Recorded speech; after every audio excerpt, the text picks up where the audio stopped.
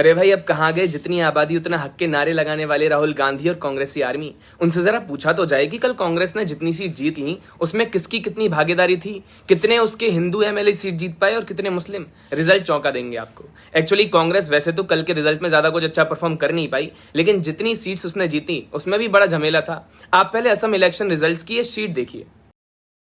असम में कांग्रेस ने कुल 19 सीटें जीती, इनमें से 18 मुस्लिम कैंडिडेट और सिर्फ एक हिंदू, यानी हिंदुओं का रिप्रेजेंटेशन असम कांग्रेस में महज 5% के आसपास रह गया है, जबकि असम की आबादी में हिंदू करीब 65 से 70% है।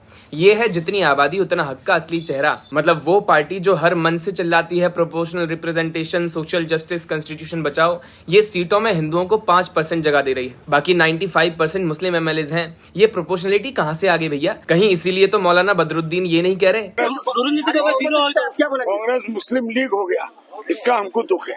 लेकिन अगर आपको लगता है कि ये सिर्फ असम तक सीमित है तो रुको भैया, इलेक्शंस तो 5 राज्यों में थे। पूरे नतीजों को जोड़ करके देखेंगे तो आपके होश उड़ जाएंगे।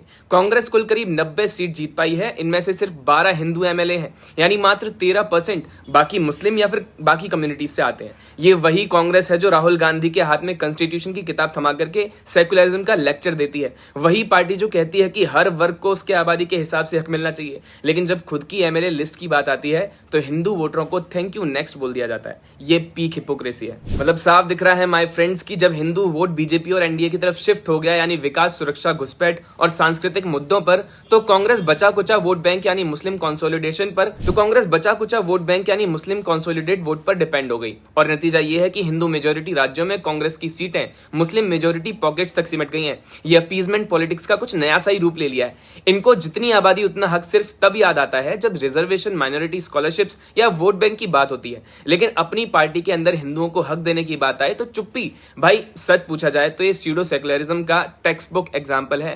कॉन्स्टिट्यूशन सबके लिए है, लेकिन कांग्रेस के लिए अपेरेंटली सिलेक्टिव है। खैर, अब जनता समझ रही है, यही वजह है कि कांग्रेस का जनाधार सिकुड़ता जा रहा है। नारे बड़े बड़े, लेकिन ग्राउंड रियलिटी कुछ और ही बयां कर रही है। नमस्कार।